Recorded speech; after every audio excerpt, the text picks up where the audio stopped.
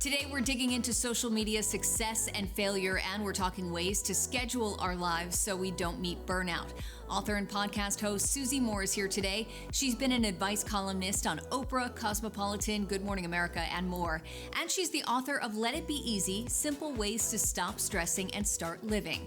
Let's face it, we could all live with less burnout. This is Advocate Now.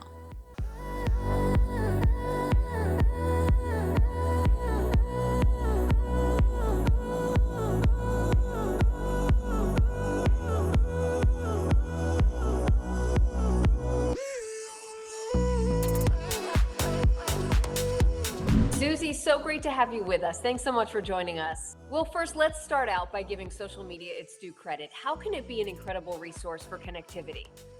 Social media is actually a very neutral tool. It's up to us whether it's healthy or unhealthy based on our own personal use of it. Yeah, and with the good always comes some of the bad. So from Selena Gomez to Sarah Hyland, there has been a trend of celebrities taking a hiatus from social media for a more peaceful and less judgmental life. Why do you think that is? I think it's extremely healthy when we take breaks from anything that is really trained to be addictive. Like social media, apps and platforms are designed to really be sticky, to hold our attention. And it's very easy just to get caught up in that and spend hours of your day looking at other people's lives, paying attention to what's going on out there, versus really focusing on ourselves. So when we have that healthy disconnect, a temporary or long-term break, we're able just to come back to our own center. And like with anything else, it's great and healthy to have breaks if something just feels like it takes up a lot of time in your life and mental space. And I think that celebrities who do this model it very well for the rest of us. Yeah, absolutely. And back in 2016, even Kim Kardashian took a break for 3 months after she was robbed in France. But why do you think keeping up with constant posts and stories causes us even more stress? There is no, I mean, it's not a lie. It is a fact that it can be dangerous, especially if you have a lot of followers, or it only takes one or two followers who may not have good intentions for you, for there to be a real risk when you expose where you are. So I know that personally, me and my friends, if we even add a location, we'll tag it later after we've already left. There are basic kind of safety rules that apply because you never know. The internet is a weird place, right? It can be. You never know who's watching. So creating your own parameters and making sure that you're managing your own safety can also alleviate a lot of stress, because out there, you never really know. But the good news is we're in control of our social media use. We're in control of what we post and what we don't post. Always just come back to the truth that our social media use and what it is that we choose to share is our decision, and that we have the power. And there are body image comparisons, the Mhm. constant current news, stream of news online. How does social media affect our well-being in terms of all of that? So this is where our own relationship to what we consume has to be the focal point. It's so easy to even use passive language, like, I just get sucked into the scroll hole. I just get, sucked into the news feed. We don't have to get sucked in. No one's forcing you, putting a phone in your hand going, look, look, look. I know, these tools, as you said, are created to be addictive, but the boundaries and the parameters that we create are up to us. And if something makes you feel bad, stop looking at it. If you don't see it, it can't bother you. And this is the control that we have, which sometimes we abdicate, or we just simply forget. Speaking of creating boundaries, I mean, what are some tangible ways that we, especially as women, can make social media less stressful and turn it into a more positive outlet in order to live better lives? Oh, I love this question. Well, why not just limit your use per day? It's proven that the average American spends over 2 hours a day on social media. That is a lot of hours over the course of a lifetime. And we say, I haven't got time to learn a language, or I haven't got time to clear out my closet, or I haven't got time to reconnect with an old friend. Creating time limits per day, even just 30 minutes, that's plenty of time for consumption. And follow account. I mean, it's simple but easily overlooked. Follow accounts that make you feel good. If something's making you feel heavy or inadequate, or as if you're behind or you're not good enough, limit your visibility to it. We are able to do this with a simple click.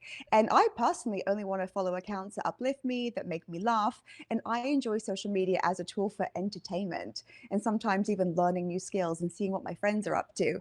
And this is up to us. Our relationship with anything in our life is determined by how we allow it in and our own intention for its use. So what happens to our mental wellness when we take these social media hiatuses like some celebrities have been doing? It can be thrilling. If you've never done one, if you've never even had, say, a 72-hour break, 3 days off, you might find yourself even having what's called phantom phone syndrome, where, if you're waiting for the elevator or if you're waiting for the pasta to boil quickly, we honestly, the first step is to just in earnest go to our app, our app, scroll, see what's up. If there's a TV commercial, we go and we see what's up. What if we just took a breath? What if we're like, this is the moment where I'd normally reach for my Instagram or check TikTok.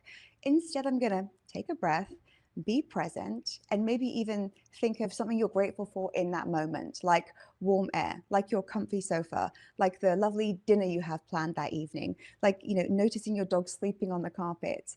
When we have these small breaks where something's removed from our experience, it can allow us to enjoy and see the world in a different way. And it doesn't have to be forever. And by the way, no one's even going to miss you. Sometimes we think, oh, if I'm not posting, like, terrible things will happen or people will worry where I am.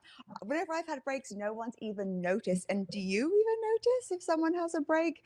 It's allowed, it's appropriate, it's healthy. Why not try it? Just 3 days, even over the course perhaps of a Friday, Saturday, and Sunday, and see what comes up, see what else there is space for in your life. You have to know that social media is not reality. You have to take it with a pinch of salt, good or bad.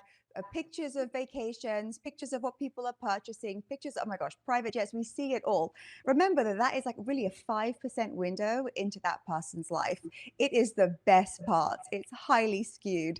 And when I always just come back to this truth, remembering this, very little is triggering. I know that it's a window, it's a small aspect of someone's reality. And when we just keep that in mind, too, we can have more fun with the experience and not compare our lives so consistently. Because if we're honest, too, probably the stuff that we post is our best 5% too. So just keeping that dose of perspective just really goes a long way and allows these tools that can feel harmful or stressful to actually just be fun, entertaining, and informative. Yeah, and in addition to the comparison, we put so much evaluation on likes and comments. It's sad, but it's true. But how do likes and comments contribute to the need of our social media approval and our self-worth? Mm. It's a funny thing, isn't it, when we look at a number of likes or we look at comments and we think that that means something about our own worthiness. I often joke, if aliens came to Earth and saw us on our phones looking for hearts and words on a screen and and having that be how we evaluate how important we are or how special we are, they would fly off planet Earth and go, "That's a strange place. What people are doing with their lives, that's a strange thing to do." So likes, comments, engagement is fun. And again, if you're enjoying it, if it brings you, some joy, some laughter, that's one thing. But if a lack of likes or very few comments means that you feel bad about yourself, this is when we need to just come back to the truth and look, and really ask the question, if I have 11 likes or 33 likes, does this have any impact on who I am as a person or my future or how skilled and lovable I am? We can't just accept maybe a lack of engagement or a few likes on a post. We can't accept that as meaning anything about us. The way that we interpret what happens is entirely our decision. And if something is posted and there's less engagement, that's interesting. Move on. There are plenty of posts in your future. Keep it moving. Absolutely. I love when Instagram hid the likes. There's now a way that you can hide how many likes that a post gets. Why Mhm. should we be utilizing that feature for our mental wellness? I quite like this feature. I feel as if we're more honest in what we post because we're less conscious about, the public likes that we receive. I would always just come back to this. Features change, product updates happen all the time.